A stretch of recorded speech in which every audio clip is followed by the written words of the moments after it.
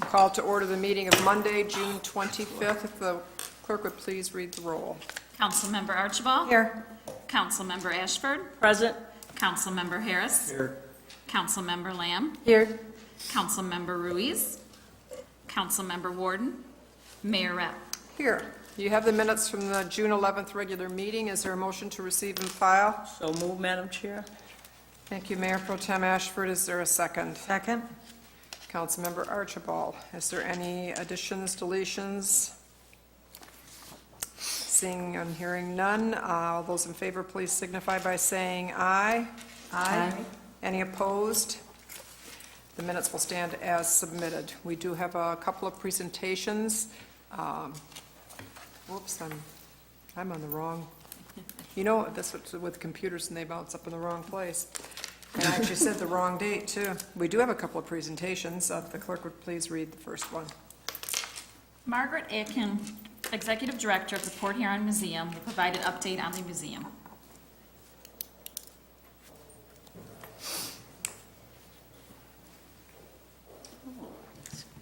Hello, Hello. Hello. my name is Margaret Aiken. I am the new Executive Director of the Port Huron Museum. Today is day 58 of my tenure, and I'm here to introduce myself, give you some updates on the museum and the sites, and tell you about Carnegie Reimagined Phase 2. So I am a Port Huron native, born in the hospital here in town, brought to the same house that I am now living in Fort Gratiot. My father and mother, Dr. Timothy Aiken, Sandy Aiken, lived here for 33 years until my father passed away in 2015. I think that's relevant because there was one thing that was not put in my first interview with the Times-Herald that I'd like to add now. It was admitted that the reason that I'm doing this job today is because both of my parents instilled in me a need and a desire to be a public servant and to serve the community, and that's why I came home. After 23 years away, I couldn't be happier with the decision that I made, and I'm honored to be here today. So some of the updates that I'd like to tell you about, we are celebrating our 50th anniversary at the Carnegie Center. The museum was founded in 1968 by some committed community members. She's looking up now. And we had our birthday celebration in May, shortly after I arrived. We will continue to be doing events ongoing throughout the year. So that's pretty fun. The D.B. Harrington train, that is it's nearing completion with its restoration. The train is an 1878 steam engine locomotive, and it ran the rails here in Port Huron. It moved several other places before coming back home, but it is currently at SC4, and it's being refurbished. It hasn't run for a really long time, so we're never going to get it, actually running the rails again, but it is a treasure, and I'm really excited to be working on that. The museum took part in the Big Give, and we raised $17,455. We earned $900 in prizes, and we got $740.12 from the bonus pool for a grand total of $19,095. At the Edison Depot, we currently have Edison Heritage Tours that are taking place. These tours are led by Depot Dave, and he takes folks around on the trolley to check out all the historic sites where Edison worked and lived here in the community. Upcoming dates for that are July 16th and 31st, also August 11th and 25th. I'm pleased to be working with the Johnson Center from Grand Valley. They are working with us on some board development. We had our first session with them 2 weeks ago, and we're going to continue to be working with them again in August. Happy to say that I am still standing after my first Sandfest. I was there for 20 hours this weekend, and it was incredible. It was a wonderful time, and, you know, it's just been such a pleasure working with our partners at the county and the Friends of the Fort Gratiot Light to make an event like that come off. We raised $874 for the Fort Gratiot Hospital.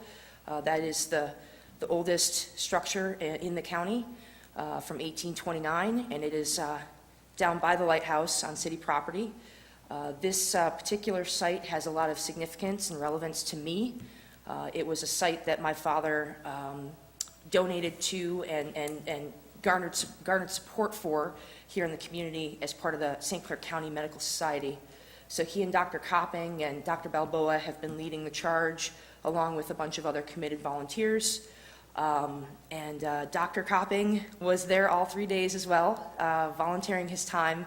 I told him I was very impressed. I was like, what do you eat for breakfast in the morning? Because he almost like really outlasted me. He did outlast me, actually. So we raised $874 by asking our visitors. We had 2,512 people go through the hospital in 3 days, asking them to make a donation to sign a beam, a wooden beam, that's an original part of the historic building.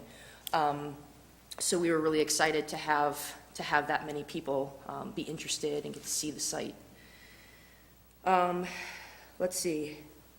Oh, I guess at this time what I'd like to say is, you know, before I moved back here, I had never climbed the tower.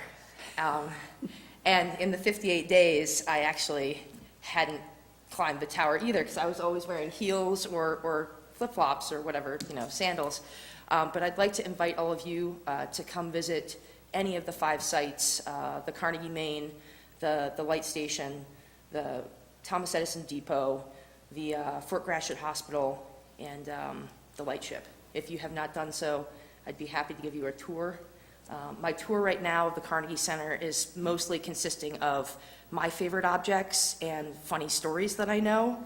But if you come to visit in a few more days, I'll probably know more. I did want to give you an update on Carnegie Reimagined Phase 2.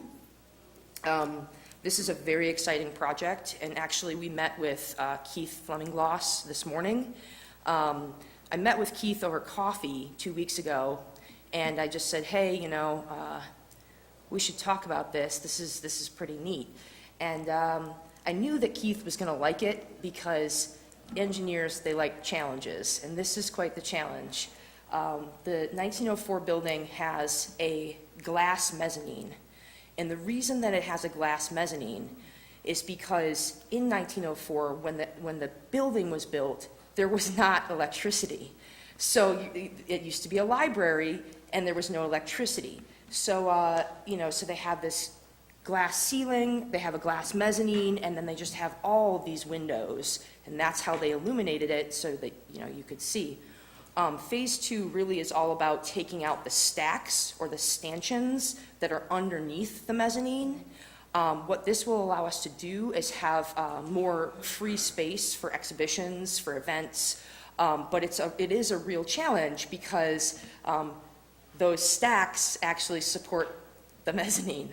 And I've heard glass floors are heavy. I don't personally know. I think I'm going to find out pretty soon. But we received $37,500 from a Macaca grant, and we revised the plan, and it was submitted and reapproved. So the next steps going forward are working with the architect, the engineers, and the contractors to finalize our timeline, get a structural analysis, get some structural drawings in place, which is what Keith was doing today, working on getting measurements for the structural drawings, and then we will be sourcing materials and labor. You know, what's interesting about this site, besides the fact that the building is incredible, is that it is actually it's on the state and national historic register. So we also have some responsibilities, right, to make sure that we cross our T's and dot our I's, which we will be doing.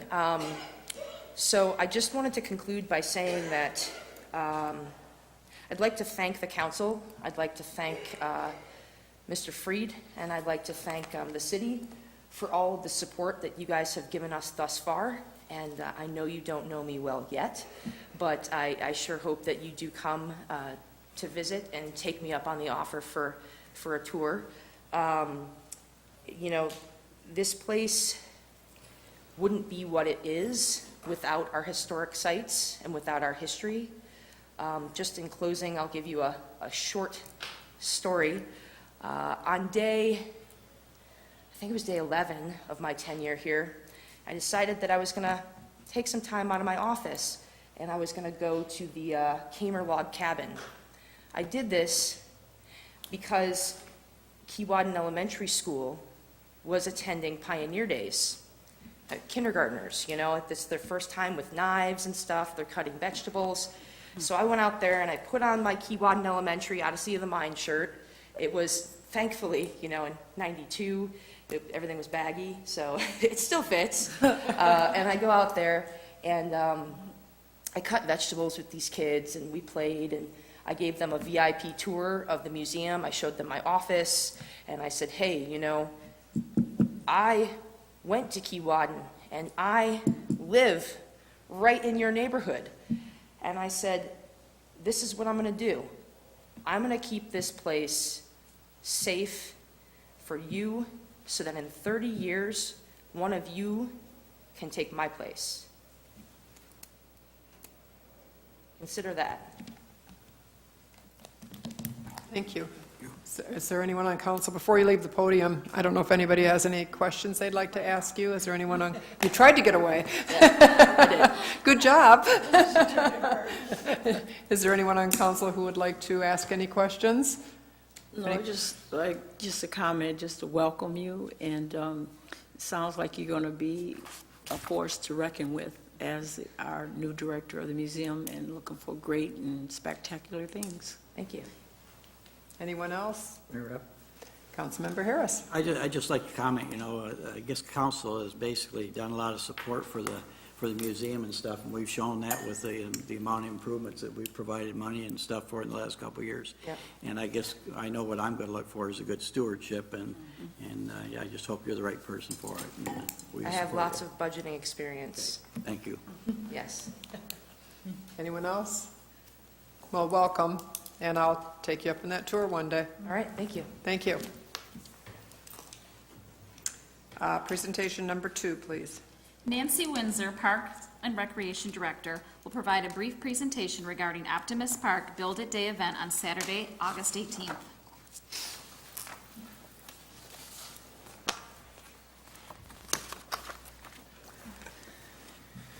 Mayor Rep and City Council, we're super excited. I know we've talked a lot about the Kaboom Grant, and after thousands of votes, we now have a winning design. So Jim's going to maybe reveal it. I know you have a picture in front of you, with the new park.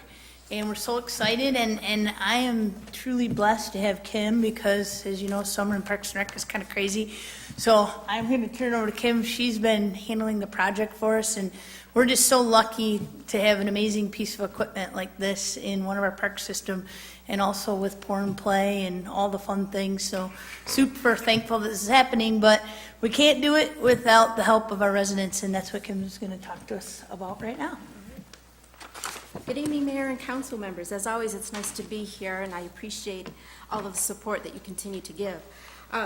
This is a unique opportunity, it truly is. Kaboom and a grant fund from the Ralph C. Wilson Jr. Foundation. We are only one of 2 in the state of Michigan to be awarded a destination playground this year. And part of that is through the application process, we were able to impress upon them how the city has, talking about history, a rich history, along with the county and our local volunteers and businesses and community members and interest groups in pulling together and making things happen here for a variety of reasons, but usually to benefit the community, and this particular one, of course, for the kids. And that resonated with the committee that reviewed the application, and we were in touch with them several times and had to go through several rounds of phone interviews and talking about would we be able to pull this off in such a short time frame. And every single time, we were able to impress upon them that yes, we can. We can because our community has that history of doing that in the past, and we will continue to do this. This project is exciting for us in that it gives us the ability to, the kids had a design day. They put together some elements and talked about what they'd like in their playground. We had the ability to reach out to individuals and to groups to make sure that the playground was inclusive, and not only inclusive in that children with different abilities could play on the playground, but they could play alongside other kids at the same time, which in my opinion is truly what inclusive means. So the playground design that they came back with and that they're generously offering us this grant for includes things that the kids are excited about, such as a wee saw. A wee saw is, if you can think of it, it's a picture there, it's a large half-round teeter-totter spinning machine that allows a child that perhaps is in a wheelchair to get in with the wheelchair but sit next to their friend who isn't in a wheelchair. A disc swing, which allows 2 or 3 children of different abilities to swing together. A zero-gravity swing that allows a child to swing alongside their friends. A zip line that has both a zero-gravity harness and another type of an apparatus. You're not going to catch me on any of these. But so again, they can play together, make new friends, and enjoy being outdoors. What we need in order to make this successful is volunteers. And Jim, if you don't mind, if we could have that information back up there again, I would really appreciate it. Thank you. We're asking for individuals, for churches, for interest groups, service clubs, neighborhood groups, card clubs, whatever you might have that you belong to or that you know of, that have a true desire to go out for one day, Saturday, August 18th, from 8 till 3 o'clock, rain or shine, and let's have some fun. There's no experience necessary. All you need is maybe to be able to work a screwdriver or a wrench, and a smile on your face, a great attitude, and the ability to have some laughs and some giggles. We're going to serve breakfast and lunch. We have volunteers that are donating the food and serving. We're looking for individuals to come in. Even if you're not part of a group, we need people at the registration table to get folks registered early in the morning. We'll have some music. We'll have some games and some fun things to kind of move the day through. Many hands make light work, so my goal is 300 volunteers and done and out of there by 3 o'clock with a beautiful playground, a new playground that's safe, that's creative, that's inclusive, so that everyone in the community can come and play at the end of that day and enjoy themselves. I'd like to also take just a moment to thank those that so far have stepped up to the plate already and have given us a resounding yes, that they want to be involved. And that includes DT Energy. And thank you, Councilmember Ashford, for making that happen. I really do appreciate it. Colonial Woods Missionary Church, Operation Transformation, of course the Optimist Club, Optimist Park, they want to be a part of this as well. Joanne Wine and Associates, Lowe's, there's others out there that have said, yes, we're going to put together a team. Chase Bank, Chemical Bank, Eastern Michigan Bank, everybody wants to be a part of it. A little friendly competition, if you will. Maybe some fabulous prizes, and a lot of fun. We're going to have, of course, a city team there, and my fellow employees, co-workers are anxious to join in, and I'm looking forward to a day that is just a great day to get together and have some laughs and make sure that we've got this playground in place. The Wilson Foundation is excited about what we can show them that we can do, and that might open the doors for some other opportunities that we're looking at. So I know we're going to put our best foot forward, and I thank you very much again for your continued support. Any questions? Anyone have any questions for Kim? Mayor Rep, Councilmember Warden. for people that know they're going to go and get behind this in advance, is there any, at all, like at least, is there any instruction for the people that are coming? Thank you. Or at least group leader, at least a day or two before what they're going to be? Excellent You know. question. If you're part of a group, what would really help us and help you as that team leader is to designate yourself as the team leader and just get in touch with me. My email is up there, telephone number. Give me a call and let me know. That way I can put you on my team leader block and make sure you get all of the updates and all of the material as we get closer to the date. There will be a meeting of all team leaders, the first, what we call our prep day, which is basically 3 days before the event, where we will have those team leaders get together, and again, questions, issues that they may have, any information that has to be updated, so they can go back to their team and feel very confident that before that morning, they and their team know what they need to do, what they might need to bring. If you're not part of a team, that's okay. We'd still love you to come out and have a good time. So if that's the case, still, feel free to email me. I will help you through the online registration if need be. We'll get you registered and get you involved. We're also looking for donations. If you can't make it that day, there are plenty of ways that you can still participate or make a donation. Again, contact me and I'd be happy to guide you through that. We're still looking for things such as new picnic tables, benches. There are some additional playthings, individual playthings that we'd like to have at the park. We've got some pieces of cement that aren't going to be removed, and we'd like to repurpose them. We'd like to paint some games on those pieces of cement. I'm always looking for somebody that's got the artistic talent to do that, and it doesn't have to be that day. So feel free to get in touch with me. I'll guide you through whatever your interests are and match you up with a need or a gap that we have. Any other questions for Kim? Thank you. I think you pretty much answered almost anything that you'd want to know about that. And I'd like to thank Kim again, too. she's done a great amazing job on it, asset. yes. And we It's just a lot love of having her fun. in recreation. I love her, Mayor Rep, I love her detail and opportunities you put out there for just anybody. All you have to do is just do it, volunteer to do it. So thank you so much for what you do. And also you too, Nancy, working together as a team to make it happen. I appreciate everything that Nancy's done. She keeps steering me in the right directions, and I love that. It's been a lot of fun, and I've said before, it's nice to be back. And you seem like you're having fun and your creativity that you have, so loving it. Thank I think you. it's going to be a great project, so looking forward to it. You can put me down to do something. I'll let you choose. You know my expertise. And it isn't painting on the side. Kim is buying shoes. I don't know how she gonna fit that in, but anyway. Buying shoes, yes, there. I'd love to help, yeah. Thanks. We'll move on to public comment. If there's anyone in the audience who wishes to address the city council this evening, please come forward to the podium, give us your name, and you have 4 minutes. Seeing no one, declare public comment closed. We'll move on to the consent agenda. Is there a motion? So moved. Thank you, Councilmember Archibald. Is there a second? Second. Councilmember Lamb. Do you want to take the roll? Councilmember Archibald? Yes. Councilmember Ashford? Yes. Councilmember Harris? Yes. Councilmember Lamb? Yes. Councilmember Warden? Yes. Mayor Rep? Yes.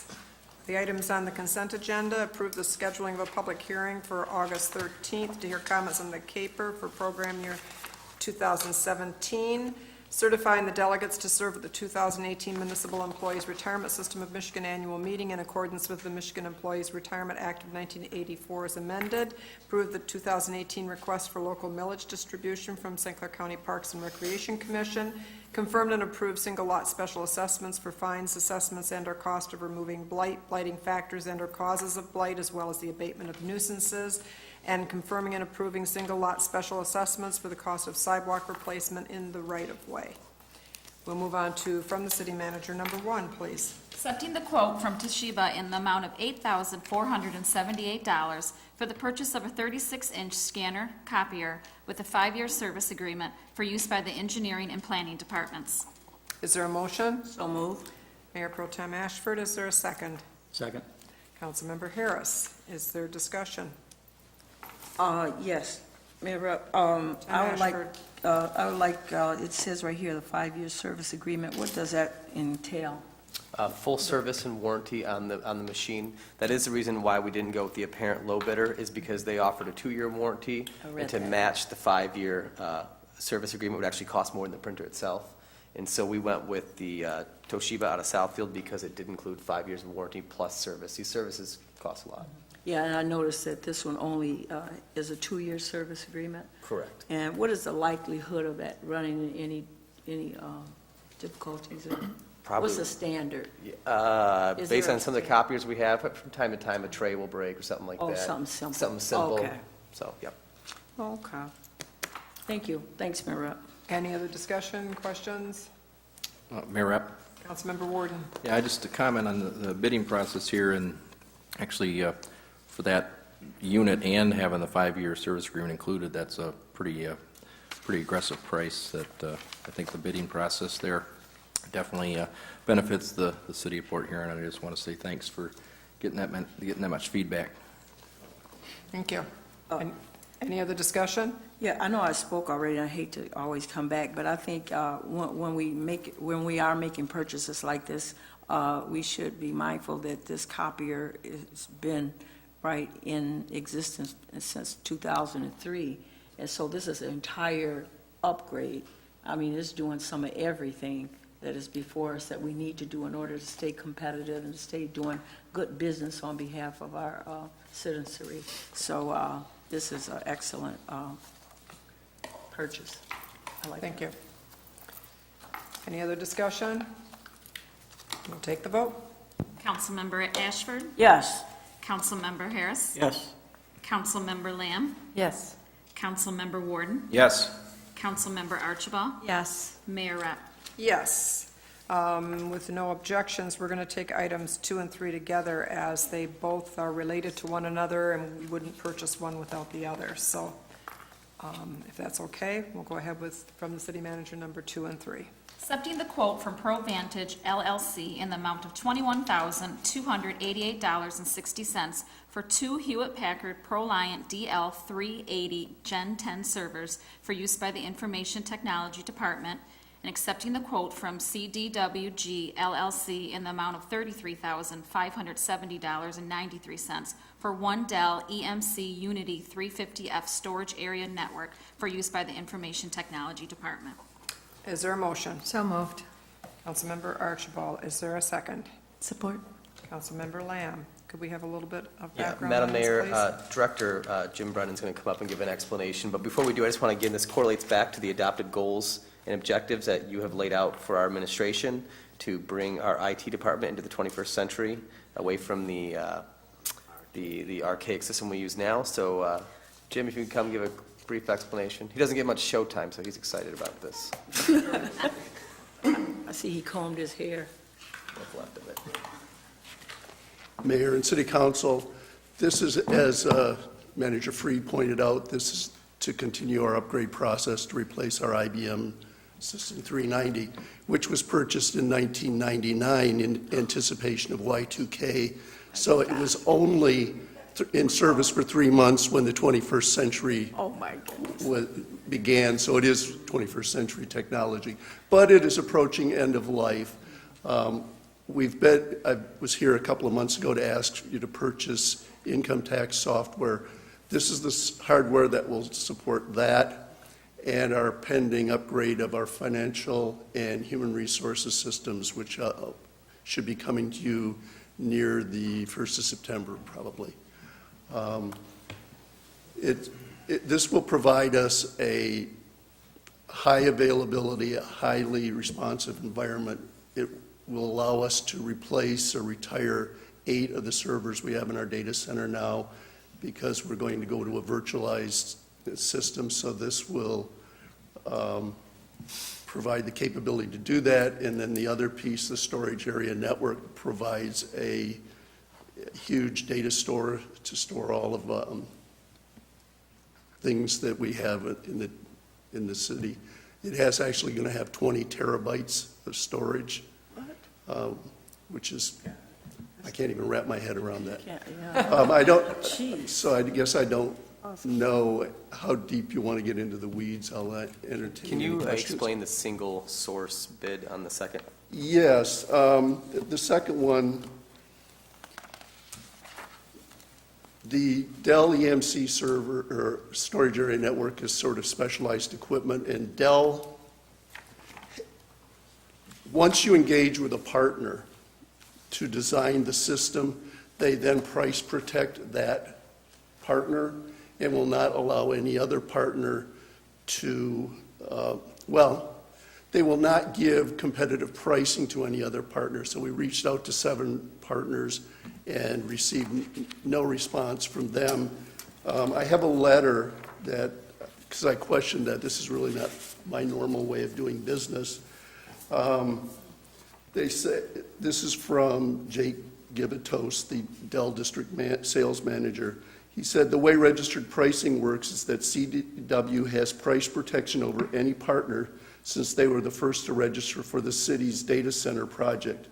Even if you went out to RFQ, CDW was engaged and consultative in the means of creating the proposal prior to the release of the request, and their registration would hold true. Regardless, the net of this is that CDW will have the most discounted price to the city, and they gave us a quote of about $38,000, which is what any other vendor would offer or be able to offer. So I have to take their assurances. We approached CDW initially after consulting with county IT, who has this kind of hardware and has a long experience working with CDW. And we do too. They're our go-to supplier for all of our Microsoft licensing and things like that. So really 2 different kinds of bidding environments. We got 7 competitive quotes for the 2 HPE servers, but really you're in a sole source situation for the storage area network. We did look at HP's offering in that space too. We didn't bid it, but we got a budgetary quote for a similar, because they're not apples to apples, but it was in the $47,000 range. And we didn't really want that anyway. EMC is the leader in this space. Similarly, we didn't want Dell servers, even though we're buying a Dell storage area network. HP is the leader in that. So anyway, so that's the situation we're in. Anybody on council have any questions for Mr. Brennan? Yes, Councilmember Harris. Is this going to allow us to bring our customers and stuff a better detailed water bill, where it'll break down to the ready-to-serve charge and the commodities charges? You know, I mean, several of the other communities in the area, their water resource bill and sewer bill are broken down more. The short answer to that is no. That's an issue that's sort of independent of the hardware it runs on. When we initially installed the water billing software, the water department chose not to set out the commodity charge and the ready-to-serve charges as separate line items, and that impacts how the bills are presented. It's really not an IT issue, but so this doesn't really address that. That's sort of separate. Neither allows it nor prevents it. Any other questions from anybody? Mayor Rapp? Yes, Councilmember Warden.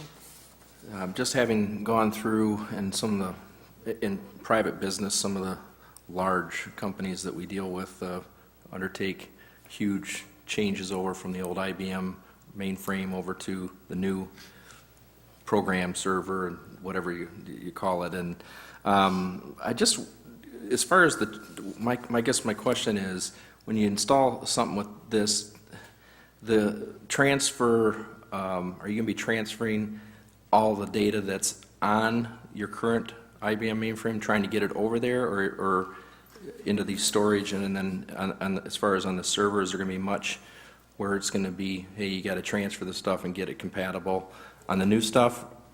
Yes, we're going through that process right now with the income tax system.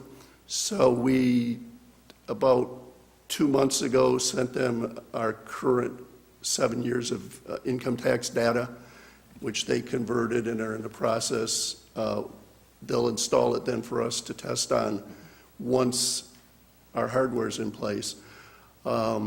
It will be a similar conversion with the financial package. We currently keep, I think, 12 years of purchasing and financial data online, and I'm sure the other Mr. Brennan is going to want all of that when we migrate. So that's part of the job, is to migrate the historical data too, so we have it. Just in the existing mainframe that you have all this data on and backed up as it gets transferred, are you going to at least keep that kind of in a separate, still available to pull a resource, or is that too hard to? I'm just saying. We're not going to keep it around. It isn't expensive to operate, but the ancillary things you need that are fairly expensive, plus the maintenance on it is fairly expensive. So the goal would be to unplug that when this project is done, and that's probably about a year from now. Okay.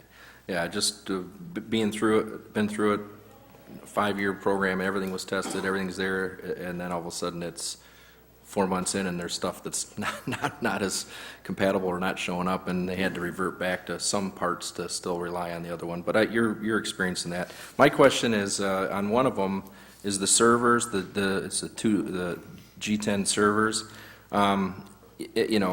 Annually, at the very bottom, it has this dollar amount, but it says, annually pay a required fee for hardware maintenance.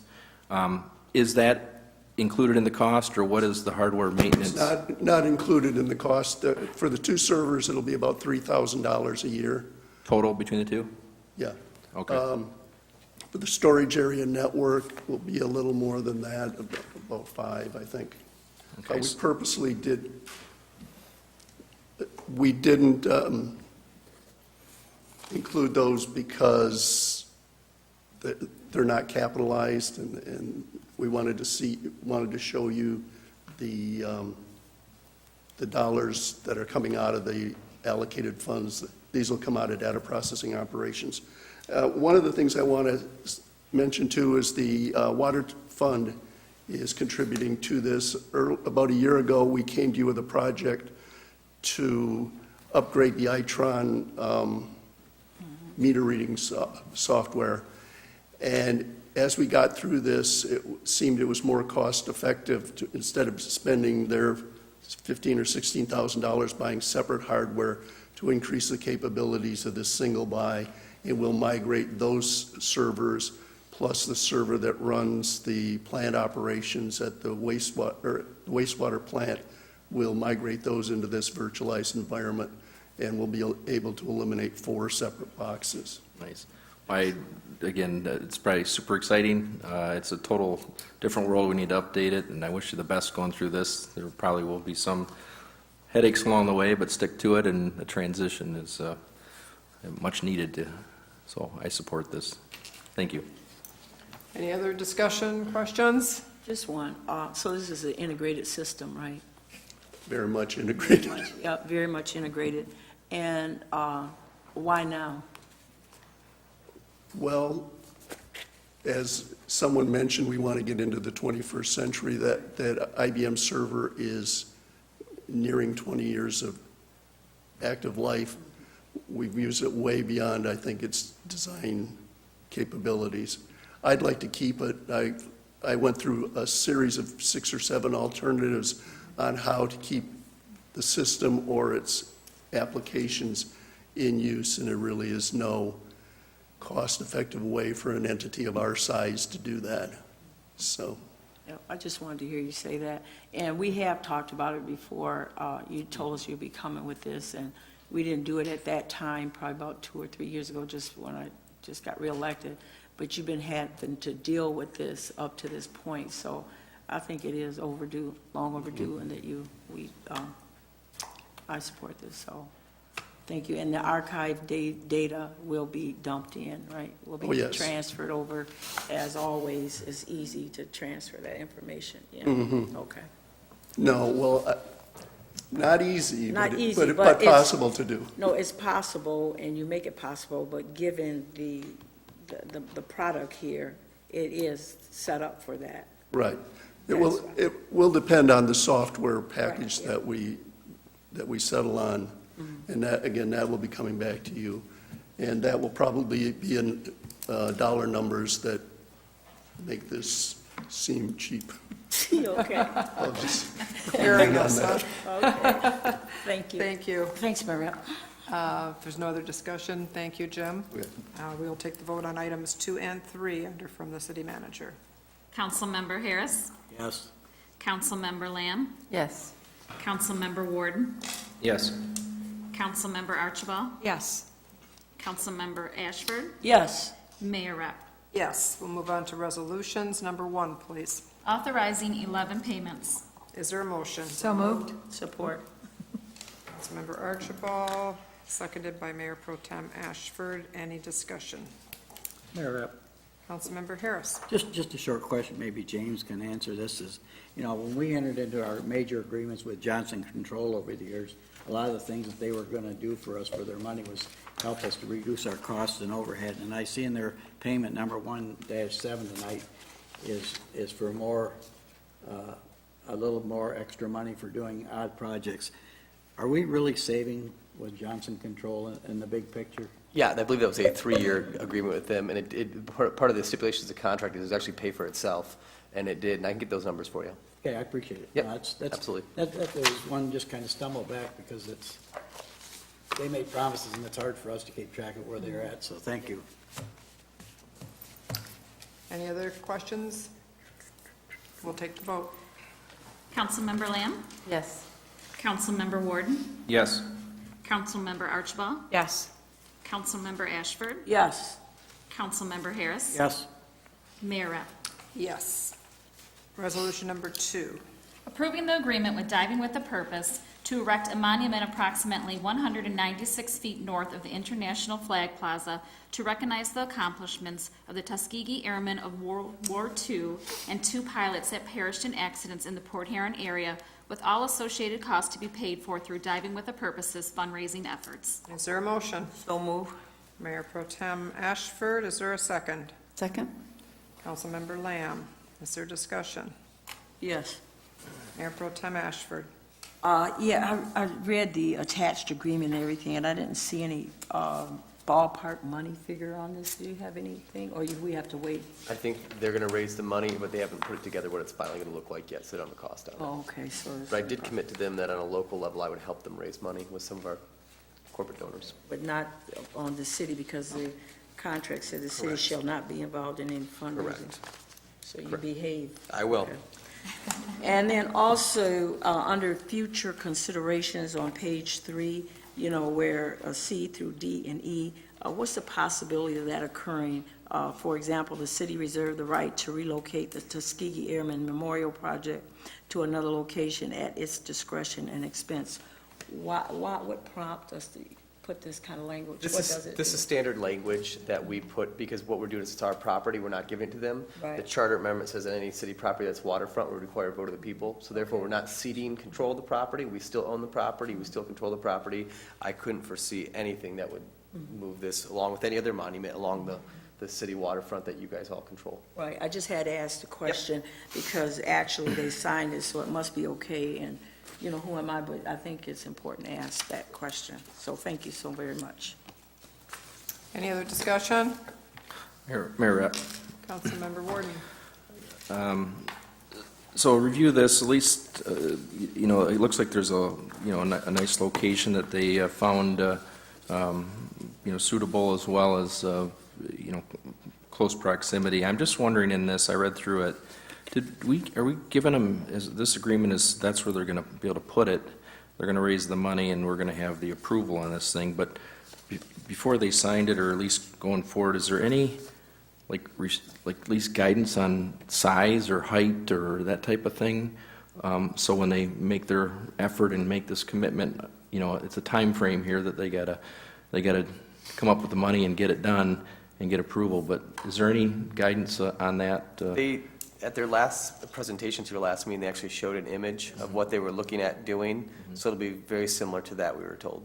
Yeah, I'm just, at least give them, hey, not to exceed a certain, I don't know how tall the other ones are out there, but if we do that, think it'd be nice so they don't all of a sudden come up with a design that they like and raise the money, and the next thing you know, we're like, what, you know, we don't want to be, this is an honor and something to represent, you know, that history. So just a suggestion. I know it's not included in here, but thought I would bring it up and ask. Yeah, We have the final say on the site plan anyways. yeah. So Yeah, well, that's, I mean, we have the final say. It And I says just- it right in the document. Yeah, I know, Yeah. we do. I just looking out for them to say, Oh. hey, I don't want them putting all the work in, and the next thing you know, we say no because of something that's too big or not to what the I think- council wants, so. Yeah, Mayor Rep, I think that's why they gave you the presentation. They did give us that at our last council meeting. I saw If you it, check out the presentation. yeah. They So if gave they're you gonna the do the, parameters, what, yeah. Okay. Within those confines. that sounds good. Thank Any you. other discussion? We'll take the vote. Councilmember Warden, Yes. Councilmember Archibald. Yes. Councilmember Ashford, Yes. Councilmember Harris. Yes. Councilmember Lamb, Yes. Mayor Rep. Yes. Item 3, please. Authorizing acceptance of the Byron JAG Program Grant for fiscal year 2018 in the amount of $30,017 for proactive criminal activity programs. Is there a motion? So moved. Councilmember Archibald, is there a second? Second? Councilmember Lamb, is there discussion? We'll take the vote. Councilmember Archibald, Yes. Councilmember Ashford, Yes. Councilmember Harris, Yes.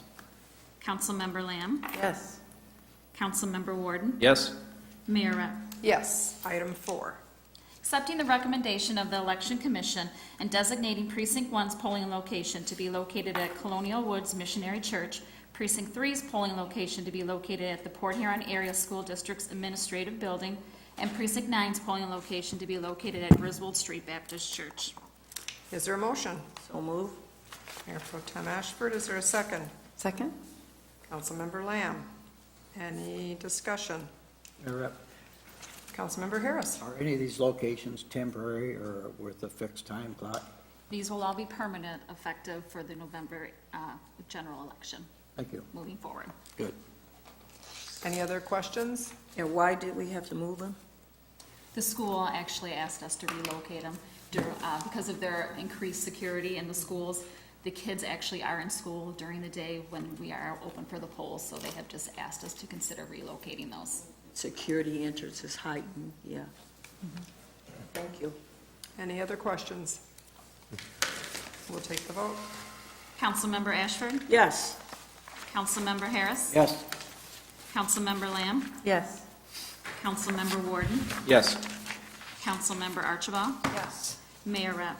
Yes, we'll go to our ordinances now. Number 1, please. An ordinance to amend Chapter 10 Building and Building Regulations, Article 5, Rental Certification of the Port Huron Code of Ordinances for the purpose of adding refusal of water service for uncorrected rental violations. Is there a motion? So moved. Councilmember Archibald, is there a second? Second? Councilmember Lamb. Discussion, or can you explain why we've decided to do this? Yes, what we're having issues with is, this is for the worst-case scenarios of a rental property, which has numerous blight issues or building violations or code issues. Essentially, a rental property that's not safe to be rented. What we're seeing is we'll red tag a property because it's so bad that it's not safe for someone to live in, and then the landlord will rip that red tag off and lease it out. The person comes in, puts the water and sewer in their name, and then they're living in it. And so what we want to do is when that rental is vacated, that we are able to turn the water off and it stays off until that rental comes into compliance, so that no one can be moved in there. What we've had issues with is someone will call us up and say, you know, I'm living in this horrible situation and why would the city ever let us live here? Well, the facility's been red tagged. They shouldn't be living there. And because the landlord's sneaky and ripped off the red tag, someone unfortunately was preyed upon and was forced to live there. So we will wait till those homes become vacated. We're not going to turn water off on people or anything like that. And when those homes come vacated, to put teeth in our red tag ordinance, when those properties are cited for violations, they will not be able to have the utilities turned back on until they come into compliance. And this is about quality and safe housing for our residents to protect people from getting swindled. Thank you. Any questions from council, discussion? Mayor Rep, Councilmember Harris? I guess the only problem I have with this, what scares me a little bit, is the fact that we're citing this as a corrective measure for rental units, you know.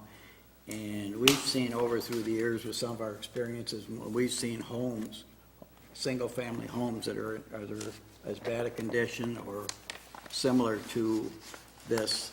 And I don't like to see that as a recourse and stuff. It's really a tough situation, you know. We went and helped the lady clean up who was very impoverished on White Street there and stuff, and she probably was in the same situation as what the rentals do, and we had no procedure to take place to shut her water off and to penalize her. So I don't know. I don't have an alternative, but I just don't like this as an alternative, and when we're just citing one agency. I mean, whether it's to cite just the rentals, to me, it should be single-family homeowners, businesses, or whatever. You know, we have some businesses, once a year, we threaten to shut off turn them into the tax thing because they're behind in their taxes and stuff. And I'm just very leery of this ordinance, and so I guess it's more of a statement than a question. And it bothers me, the consequences. Councilman Harris, I'm very sympathetic with your position, and I understand it. The issue is these are businesses, and these are renting to people. This is not a home that they're living in. This is a home that they're putting someone else in. And so we have the ability to regulate businesses and to ensure that when you're putting someone else in this property, that it's safe and habitable for them. And so that is the key difference. The issue is without this, our red tag ordinance, there's no point in even having it, because you red tag a property and they just keep on doing what they're doing without any recourse. And so we need to make sure that these homes are safe, and this is the only means we have to ensure that they don't keep putting people in homes that aren't safe. Any other discussion, questions? I just have Councilmember one question for Archibald. James. Are we doing anything, or is there any recourse to the landlords that have removed the red tag and rented? I know we don't want to shut off the watering on the tenant, but are we doing anything to the landlord? Yes, case by case, depending on how far along they are, but it also is very difficult when someone else moves in. They're essentially a resident now, and they have to go through the formal eviction process. And so it's much more complicated when someone's in a red tag with water running than without. And so, yes, we do hold them accountable to all of our hearings, and if need be, circuit court, which we have done. Any other discussion, questions? Mayor Rep, Councilmember Warden. this is kind of just few questions, and then I guess some scenarios that I want to share potentially and see how, you know, for the rest of council and mayor and yourself, for us to kind of consider. The current, the current inspection program, the blight program, the different fines and the procedures, it's been constantly improving and going after, and with feedback, there's, I guess the main thing that I have to draw upon is when I read through this and I read through it again, I was like, okay, it might be easy for us to look at and say that one rental location that's just terrible condition and that's the one we're focusing on, but how does this affect others? And then some subjectivity that comes with just the whole process. And I have a whole lot of faith in the regular civil, allowing the process to go with the landlords and whether it's a hearing or not, and then even potential route through the court system or civil court system if there's some type of an agreement. Because the concern I have is this is giving, and I read through like paragraph, some of the things that can trigger, not only the certification or violations and that, but certificate can be revoked if the property, repeated, code violations, including blight. The wording on that, like for example, including blight, could just be high grass. It could be, some open storage. We see these fines and these things that come about as these landlords are cited for these issues. And then, of course, now they're penalized, fined, and if they don't pay, it goes to, we just approved some to be applied to their property taxes. And maybe it's something we should look at to give maybe a little more teeth as far as maybe some higher penalties over time, so that it starts becoming, if it's a dollar figure, the reason why I'm saying this is that water, there's basic human needs and humane and civility of food, water, and shelter. And to have this put into an ordinance to enforce and to allow, if they pay their water bill and they continue to pay their water bill and they never have a problem with the water bill, we're given the right for the city and through the enforcement and police to now go and say, hey, we're going to shut off your water.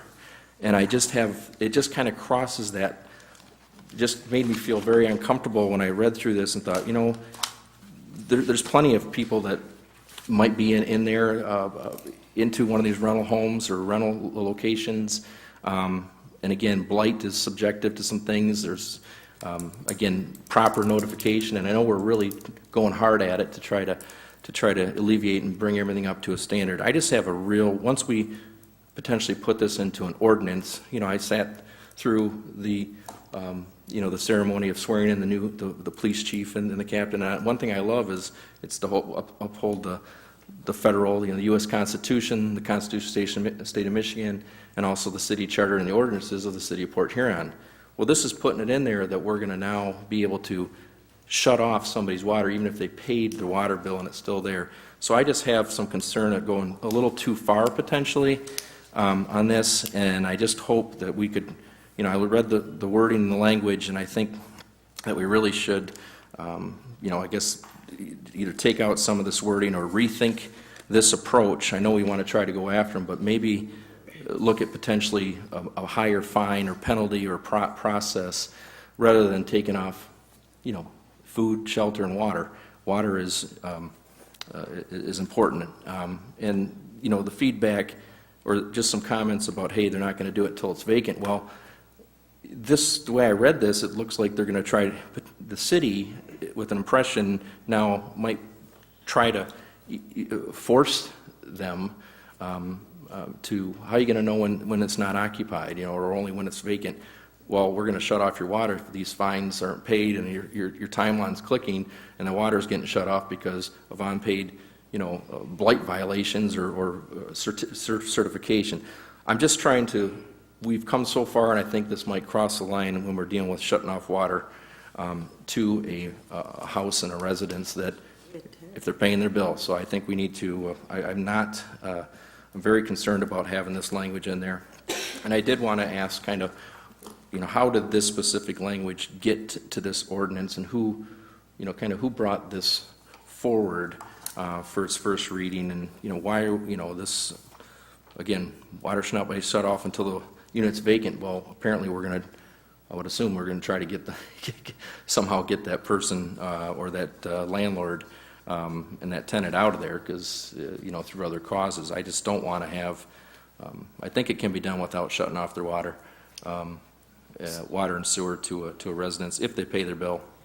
I just think there's other courses to take, and we might want to look at that. So, Councilman Warden, I appreciate your comments. Let me interrupt you for a second. I just wanted to share that among our council members here for discussion before, and I didn't just kind of want to see, hey, this is something we need to think about as council members. And again, I know we'll ask you for. Well, I'm going to give my response to it. So, Excuse me, just so you know, the city manager does have the opportunity within our charter to speak during the council meeting. I know. So he does I'd want like to to give you some respond to what you said. so- Yeah, I don't mind. explanation of what you asked. So just to point out, Councilman Warden, the only thing changing tonight is that in highlighted yellow. Yes. The other language is already in the current ordinance about the fines, about being paid. So this is not anything new that we're doing. Section 10, subsection G, number 2. Again, I want to point out that water shall not be shut off until the unit is vacant. We would never shut water off to a unit that has someone in it. The second question is, you mentioned subjectivity. It is very important in enforcing our laws and our ordinances that there is no subjectivity.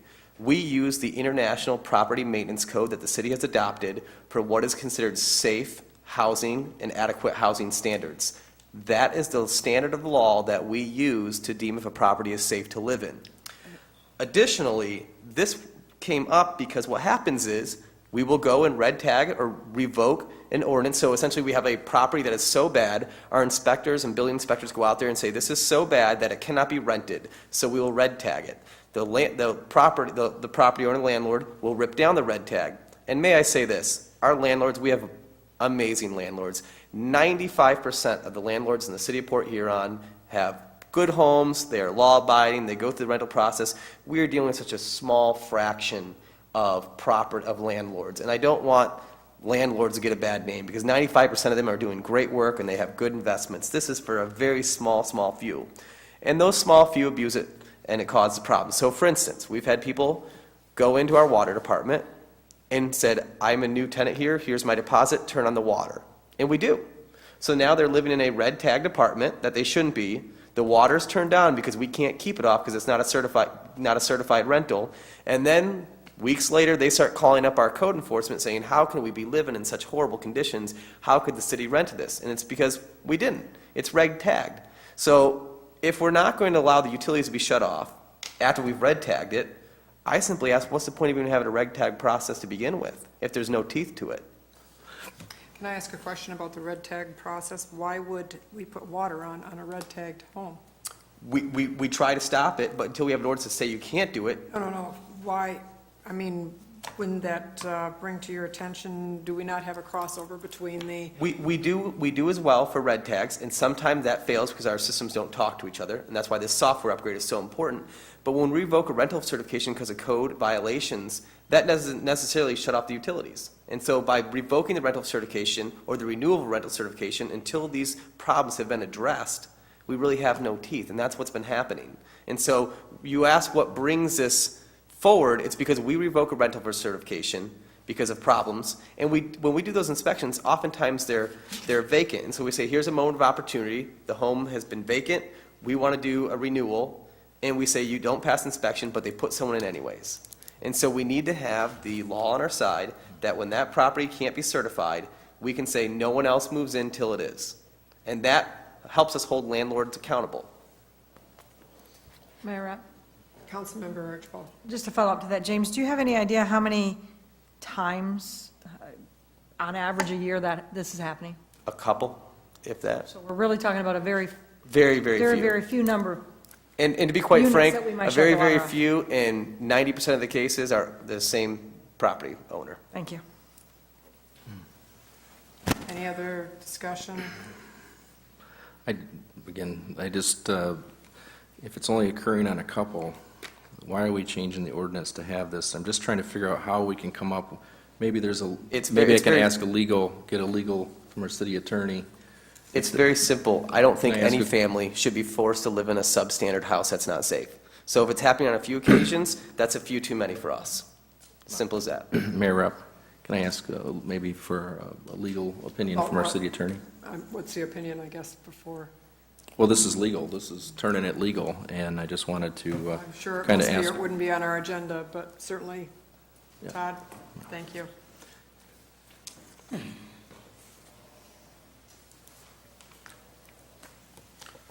So, yeah, just on the legal side on this, the wording, particular wording in this process, I know it gives a lot of, strong stance for the city, a real kind of upper hand to say, okay, if you're not going to do it, then we're going to issue these according to our ordinance, and we're going to shut your water off and until you get it either fixed up or recertified or change.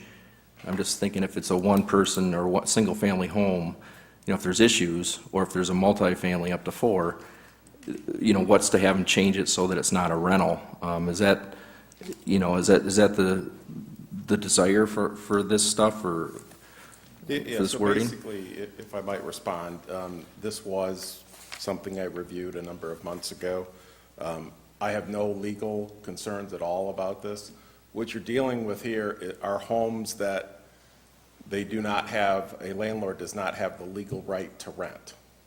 And where I was, obviously shutting off water, as you said, is a strong step. But where I'm comforted by this, and the reason I signed off on this, is it says, water shall not be shut off until the unit is vacant. So then I have no legal concerns at that point in time. So what you're dealing with is a property that there is no legal right to rent from the get-go, and it shouldn't be rented, and somebody's renting it illegally, we don't shut the water off until the property's vacant, and now it is shut off, and so that prevents them from renting it illegally, or makes it harder for them to do so, because somebody can't What do you can't think? rent it What and would, live in there. what would cause, if it's vacant and the tenant's in there, and you're not going to do it until it's vacant, what communication is, or what is the city going to do to that home and to that potential tenant or that's going to cause them to leave? You know? Yeah, well, it may become vacant through no action of the city at all, but there may be a situation, and this happens rarely, and we have filed actions to this effect, where you have a landlord who doesn't go through our process, is renting homes illegally. We can go to court to get an order, and then part of that order usually requires that the tenant's being given notice and some assistance to find another location.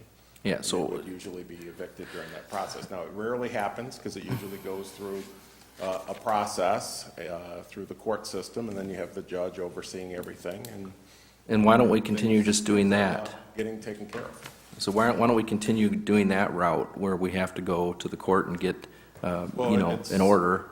Because it's a much, well, we can do that process. This adds another mechanism to make filing a lawsuit, going through the whole legal process, hopefully unnecessary.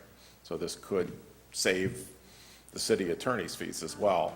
Yeah, I'm Because just- now you have a home where it's not going to be rented. Yeah, if you have that relief still available, and I know we're all talking about the example of the one or two that are trouble, you know, potential that this would ever happen.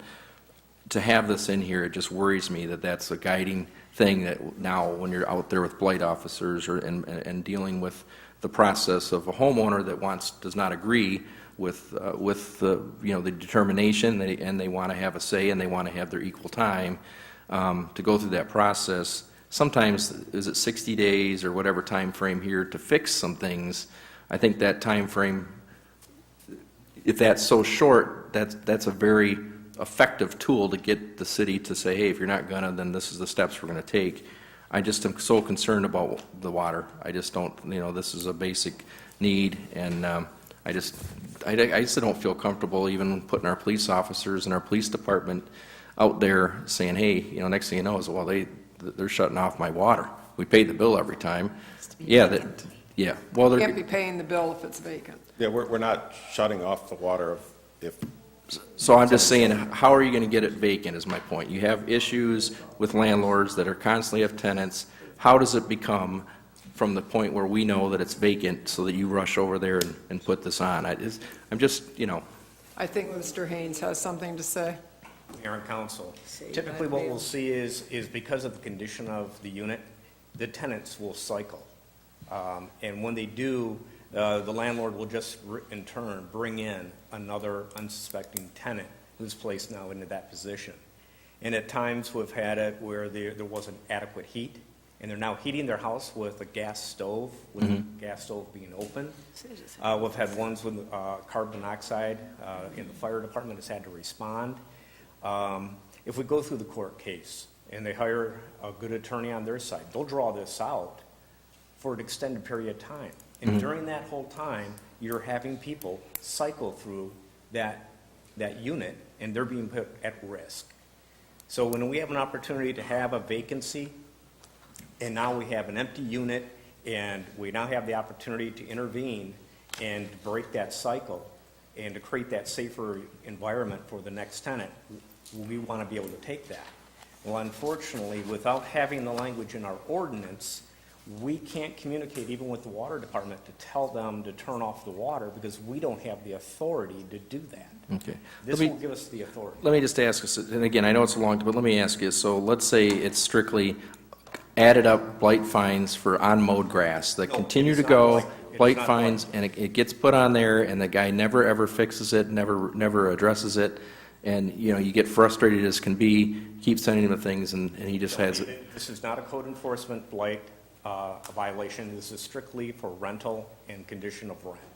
So on page 57, I know this is already in the ordinance, in there, but this is because of these things, then down here, we can now shut off your water. And I read that a rental certification can be revoked, or that including blight or multiple, code violations and that type of thing. It's It's building on it? No, it's actually health, and when a property is red tagged, it's red tagged because of health issues within the unit.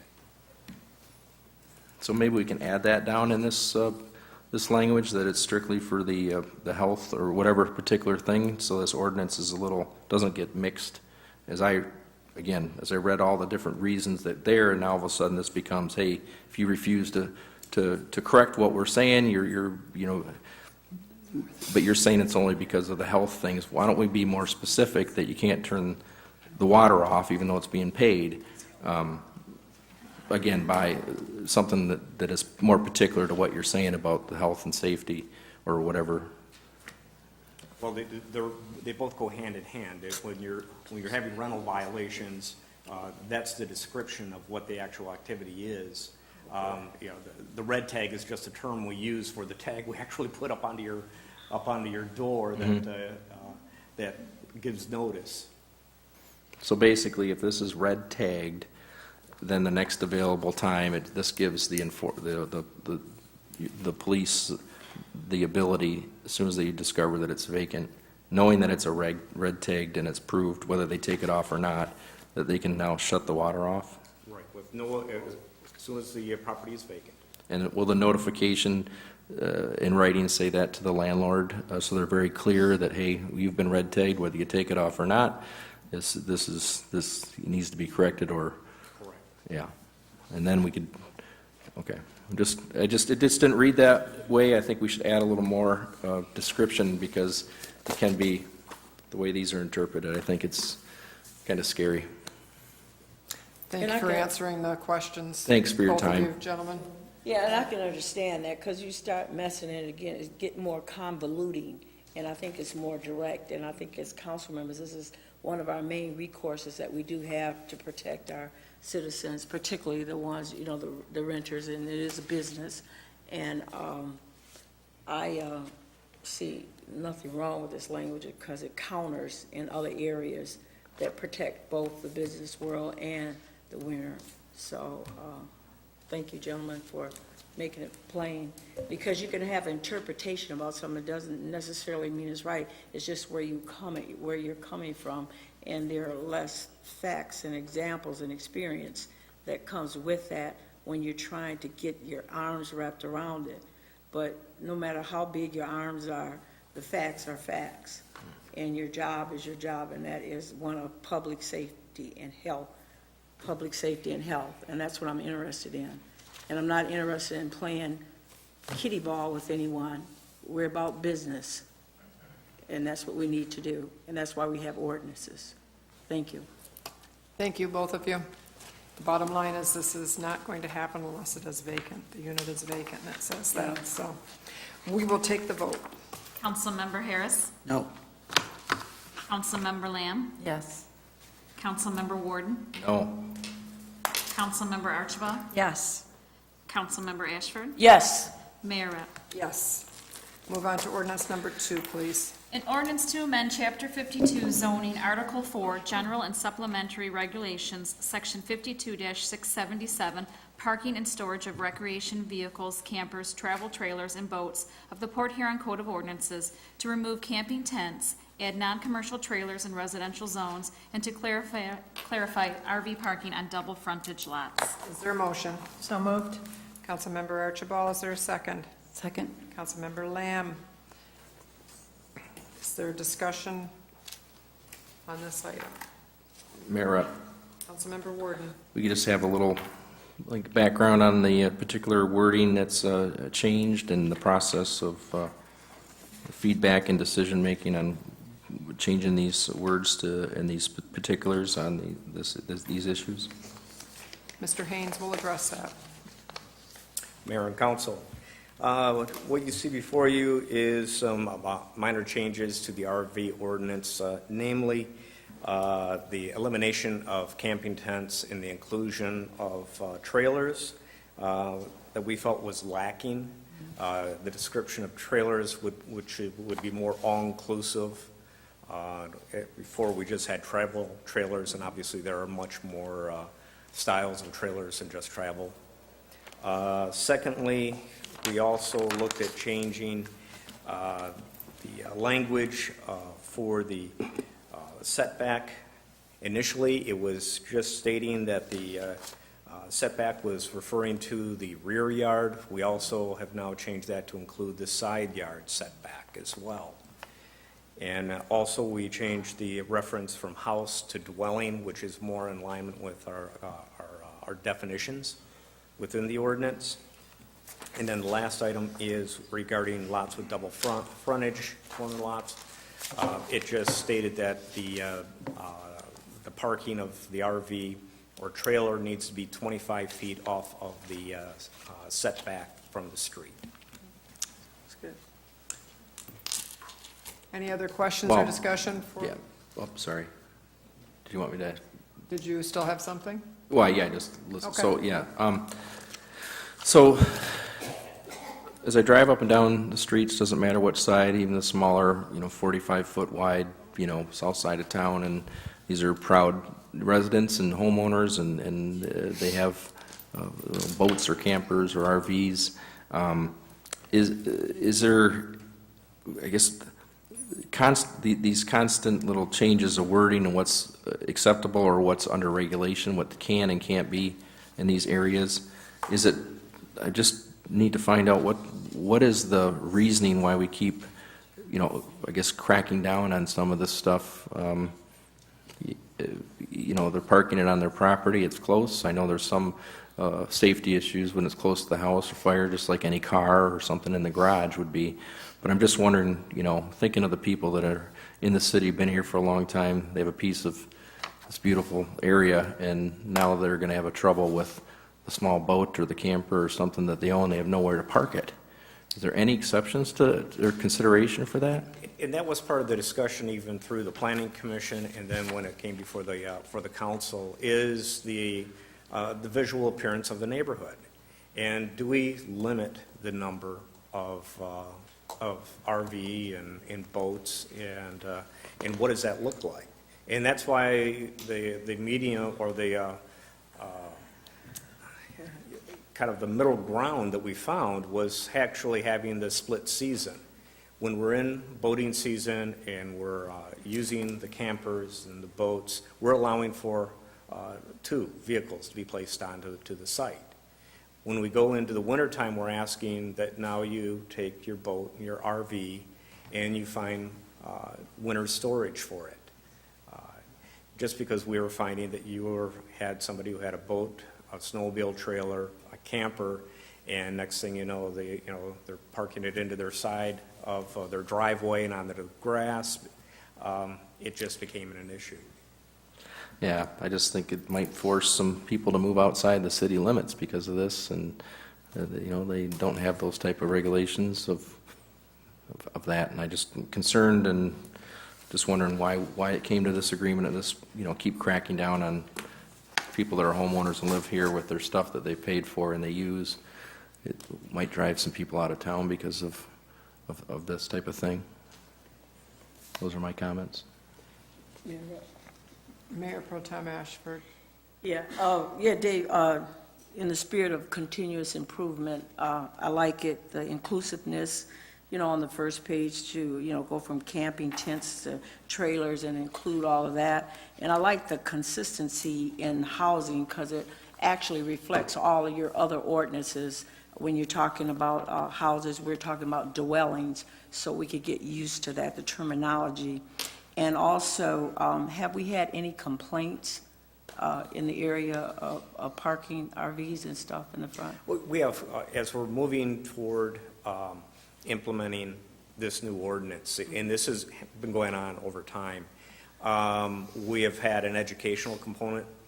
We're partnering with the code enforcement that when they're out, they're handing out flyers to show them, the property owners, to put them out at their houses, this is what we're looking for, this will be the changes coming up. We're going to probably still go through some of the education components as we get toward fall, but we're going to try to front-load this, so as we go toward fall, they can start making the plans of where now they can park that second RV, that second, the boat and trailer and the snowmobile, to make those accommodations now rather than ending up with a ticket. All right, so you're being proactive in your knowledge. Okay, thank you.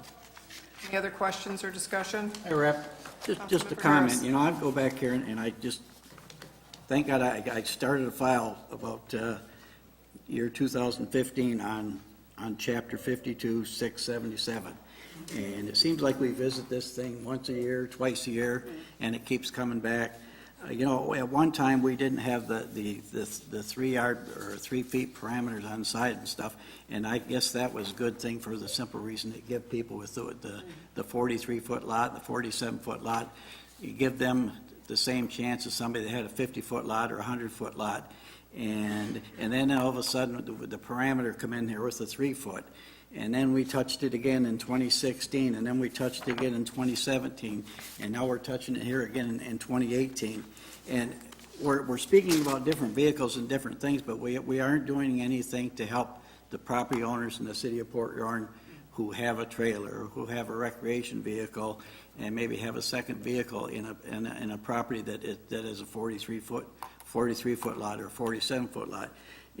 Just a few months ago, and I appreciate what you're doing with the thing, the message that some of these people are getting, but my neighbor come over to the house and he come knocking on the door and he showed me the sign and stuff, and he says, geez, they're threatening to give me a ticket because my boat is within 3 feet of the property line. And I said, well, let me look up the ordinance. Sure enough, it's in the ordinance, but he says, God, I got a 47-foot lot. What'll I do? And I guess it goes back to, here it is. I think that needs a little more accommodation, some of the people that got a large lot. But then when I went and looked at it, and I said, well, I do a lot of walking around stuff, and the idea isn't to go around, and the thing is with enforcement. Once you get a name, that house on Francis Street, no matter what, if whatever you adjust, whether this passes or fails tonight or like that, they're always going to make a position to drive by there and check on Mr. Grattan's house to see the right things done or the wrong things done. But that doesn't help the process at all because, in my travels and stuff, I can walk around probably within 15 minutes and see same or similar things. And it's not our job to be policemen or blight officers or control officers. But I can walk down the nicest areas in town, whether it's Union Street and stuff like that, and I see the same dang thing that Mr. Grattan's getting cited for, and now we're gonna jump into this bandwagon and stuff. And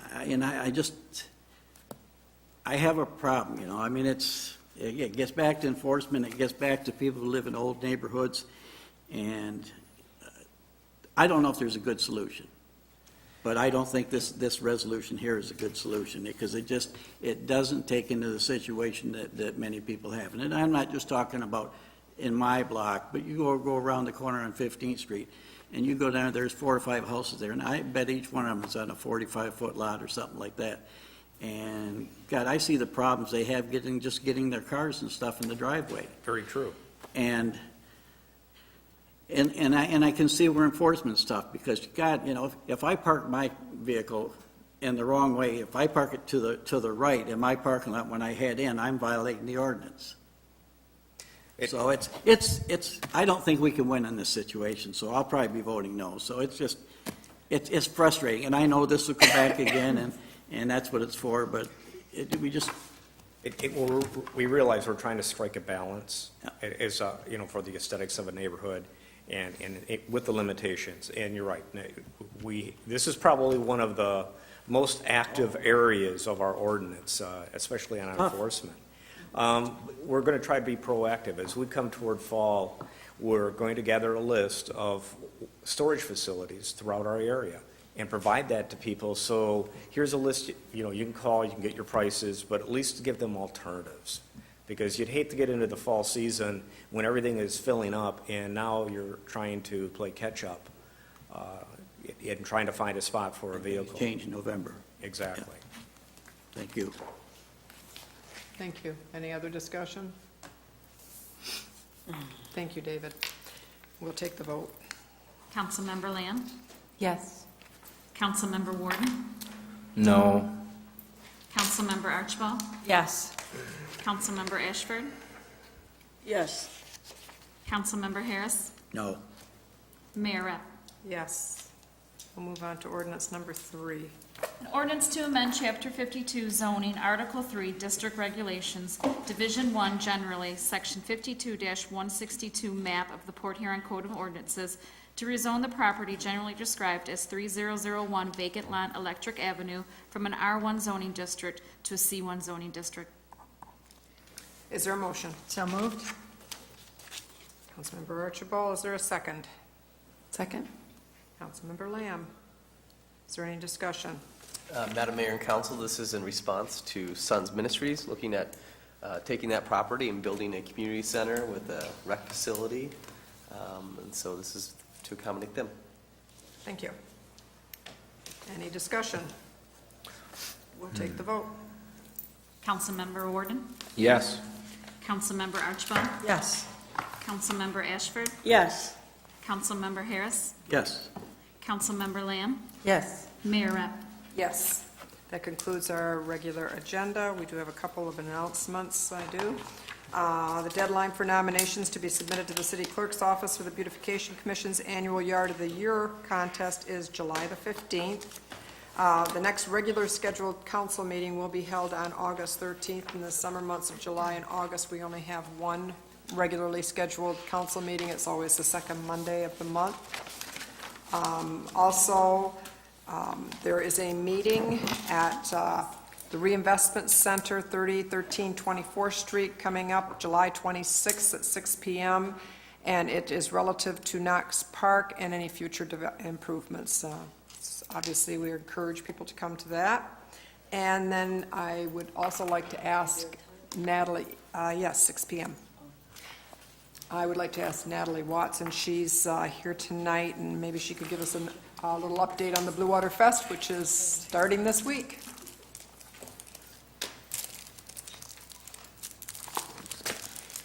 Good evening, Mayor Rep, council members. I'll keep this pretty brief. Before I get into the details of Blue Water Fest, though, I do want to publicly thank most of the departments at the city for all the help that they've given me on this event. As most people know, this is really a beast of an event. There's a lot of moving parts to it.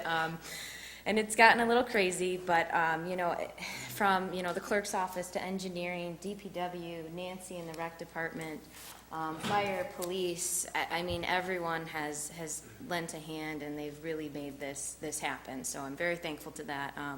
If I forgot anyone, I'm very sorry. Engineering, did I say engineering? Thank you. But everyone's been really, really helpful, so I want them to get that recognition. But yeah, so this week is Blue Water Fest, believe it or not.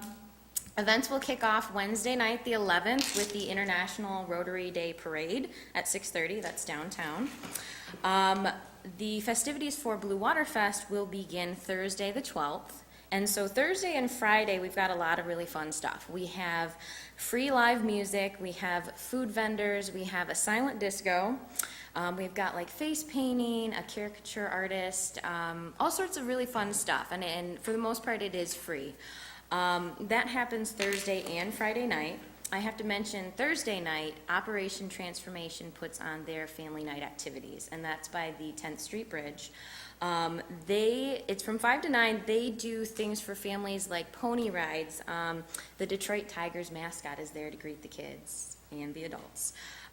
They have a clown, they have games, they have a police car, a fire engine, they've got food, live music, all sorts of stuff, and it's free, which is really, really, really great, and we're very thankful that they offer that. It's a great opportunity for families to come out and enjoy what we have down there for Blue Water Fest. Thursday and Friday, we will also have the Q Country Boats and Boots Country concert. Thursday night will be Craig Morgan. Friday night will feature Phil Vassar. Tickets are available at the radio station or at McMorran. That's pretty cool. I think that'll be a fun event. That's in the South McMorran lot, which is west of the Transit Center. Friday night, official boat night. Again, we've got lots of live music, again, food vendors, all sorts of fun things that are going to be down there. I think we have over 20 various vendors that are going to be within the footprint. So I really encourage everyone to come out and check it out. And I've gotten a lot of questions about the silent disco, and I'm not going to answer them. If you're curious, I really want you to come down and check it out. It's something you need to experience. I can't really tell you about it.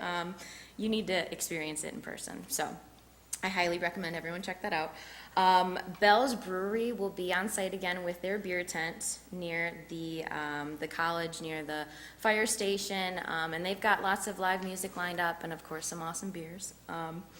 Salon Pizzazz, another really cool feature of Blue Water Fest, Salon Pizzazz will have mannequins for making a difference. And they're lined up in front of the Military Street Bridge. And again, that's something that I think you really need to experience. That's very cool. It's for a great cause. And again, it's something you need to see in person. The carnival, as some of you may have noticed, is in Kiefer Park this year. Which is really fun.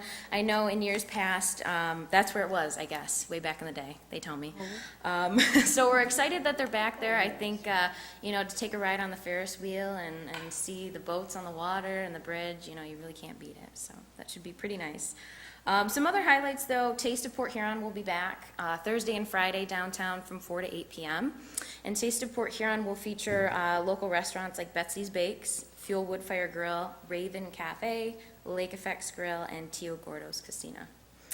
And again, I just have to thank everyone involved that really helped to make this happen, and that would be a lot of our local sponsors, our community partners. DTE Energy, Semco Energy, McLaren, Bud Light, Kroger, Great Clips, Advia, Pepsi, SMR, and countless individuals that have, seen me on the street and just said, hey, what can I do for you? What can I do to make this happen? So it's really been a community effort, and it's going to be a lot of fun. So I hope to see everyone down there. The carnival runs from when to when? Thursday through Sunday. Through Sunday. And are we having fireworks? We are, you know what, thank you. Yes, we are having fireworks on Thursday night at dusk, and those will be, you can view them from Vantage Point. So, Is that where they're going to be shooting them Yes. off? Okay. Yep.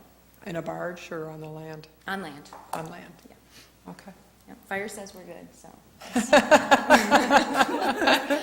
Well, the weather's supposed to be nice. so- Yeah, I think we're going to have really nice weather, so it should be fun.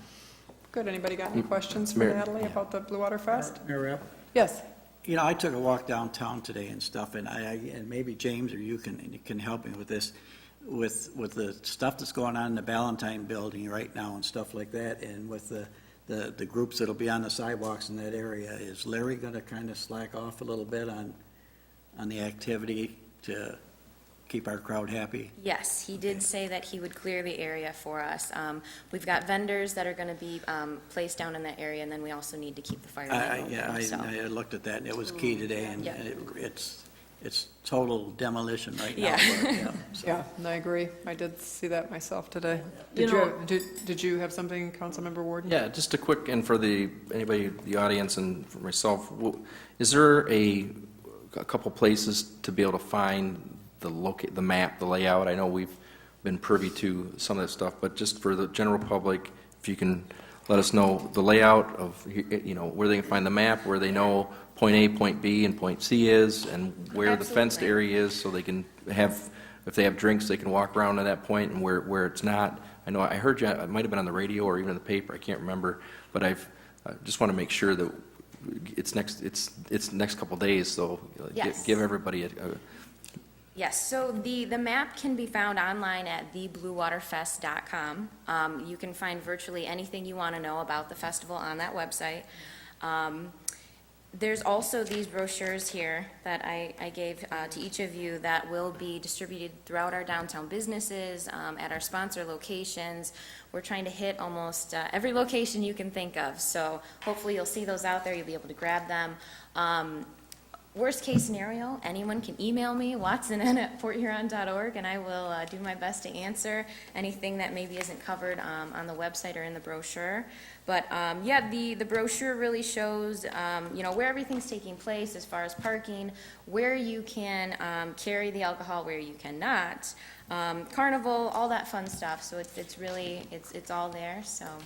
Yeah, that was just, again, for any viewers and that type of thing. So thank you for taking this on. I'm excited, again, for everybody kind of coming together to make this work, and City Manager Freed as well for getting the message out there early, and Natalie and you guys just to rally around. I know there's a lot of people who stepped up to get this thing organized in such a short fashion, so looking forward to it. Thank you. Mayor Thank Rep, you. Yes. You know what I was wondering, those big balloons that we have in the parade, are they gonna clear the lights? No, Or- they'll just have to be, they're gonna get their workout in. Oh, okay. Yeah.